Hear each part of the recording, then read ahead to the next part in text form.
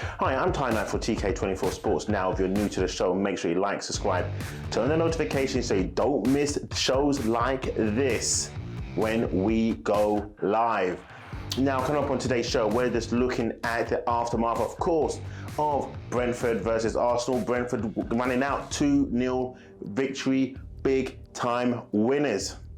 That's correct. Don't adjust your screen. It is true. This is not clickbait.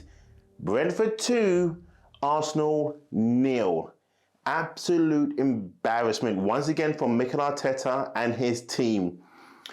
He's only got 3 more games to go until this man gets sacked anyway. But before we get into that, can we say a big, massive big up to Brentford? They've never been to the big time. They get Arsenal, typical Arsenal, turn up. They get their first 3 points of the season. And when I said this morning this was going to be a blockbuster game, this was it. You're thinking, Ty, but there wasn't end-to-end. It didn't need to be. What you saw was a well-drilled team with a coach, with a plan, outsmarting Mikel Arteta yet again. It's not hard to outsmart this man. Come on, I mean, anyone could do it. I'm not going to do the stupid analogies, oh, my kids could do it and so forth. But when you watch this team play, there was nothing about them at all. He has now had 2.5 seasons with these players, and he still cannot get a philosophy going. This job is way, way too big for him.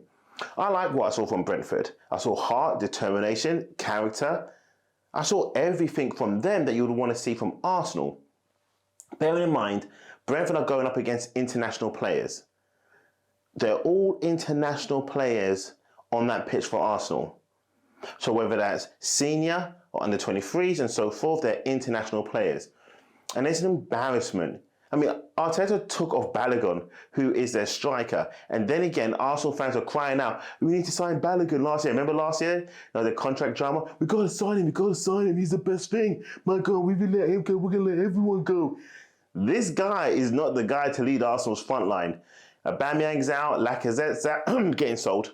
And they're out with a cold, getting sold. With Runnison, getting sold. It's the truth. I believe they're on the way out. I truly believe Aubameyang, Lacazette, definitely Runnison anyway. I think there's something deep going on between those two. How is it that our 2 strikers are out, but the rest of the squad are not out? Arsenal admitted today that Runnison's out. Same buggers, Aubameyang, Lacazette. Since when does Aubameyang and Lacazette run around with Runnison? They don't. Listen, there's something fishy going on. And it all stems down to Edu and Arteta. But back to the game. You can see here that when you look down at the formation, Brentford went with a 3-5-2, Arsenal typical with 4-2-3-1. There was a roadblock in midfield, but Arsenal did penetrate during the second half. But the first half, going 1-0 down, and it was against a run of play. Of course, the ball goes into the box. Xhaka clears it, goes to Chambers. Chambers whacks it out, comes back, goes into the box. Quick shot near post. Leno. I'm not going to blame Leno for the goal. I'm really not. I just think Chambers should have cleared the ball much better instead of just putting his foot under it instead of over it and just clearing it at least to the halfway line. But it was a good goal. Nothing that Arsenal actually penetrated for the first half. You get into the second half, they come out firing as you would expect them to. And again, the second goal wasn't a run of play, it was just from a throw-on. Big throw-in, reminded me of Stoke. Remember Stoke back in the day, Rory Delap, big throws in. And then all of a sudden, the header goes in. But I wasn't surprised. Actually, I wasn't even gutted. I wasn't even upset. I was laughing my head off.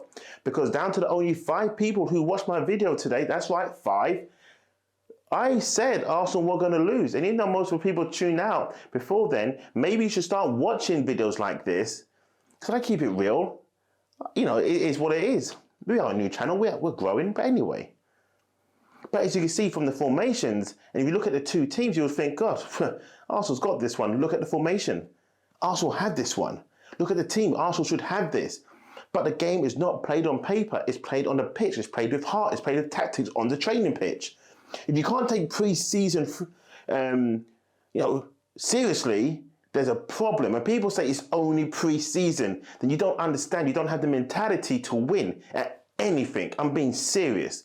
You cannot go into pre-season and say it's only pre-season. You go into pre-season where you want to win every single game because that gives you momentum going into the damn game. Like today, is Arteta going to be here for much longer?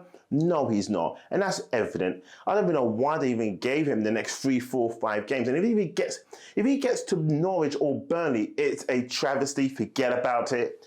Arsenal are in ruins. They're not going to get top 4 because they've lost 1 game already. They're not going to get the Europa League. They're not even going to get that other stupid thing they made up.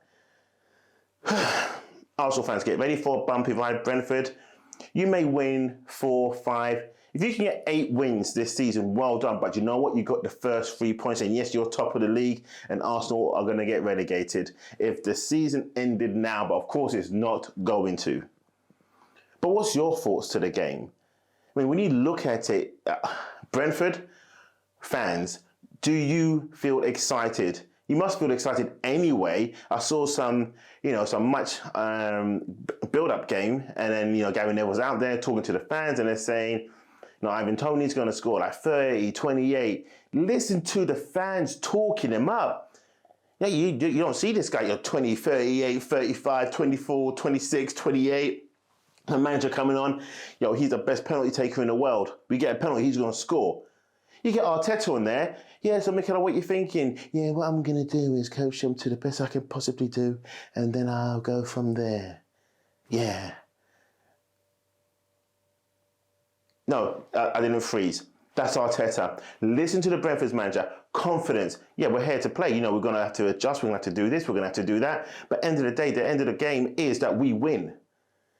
And that's when I knew from then I was right about my earlier prediction that Brentford is going to win. So I wasn't surprised that we lost. I'm not going to be surprised when we play Chelsea. I'm not going to be surprised when we play City. I'm not going to be surprised when we play Norwich. And I'm not going to be surprised when we play Burnley. We are not going to win the first 5 games. I'm telling you this right now. We're not going to win. It's down and out. Listen.